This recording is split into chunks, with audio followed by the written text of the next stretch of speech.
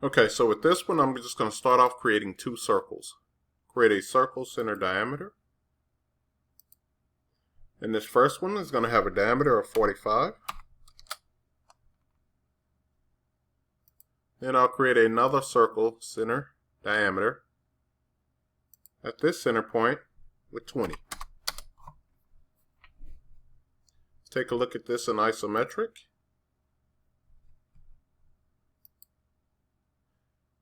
I'll extrude both of these shapes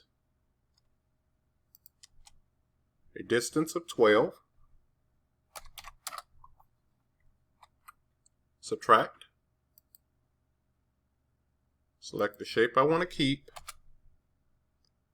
and then the shape that I want to subtract or discard from it. Switch over to chamfered edge, distance 3, and 3 for the second one. Select this edge on the inside. The first enter is a preview, and the second one to accept. Take a look at it in shades of gray.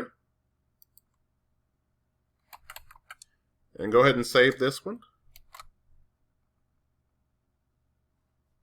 And I like to save them by their name, so I'll save this one as washer.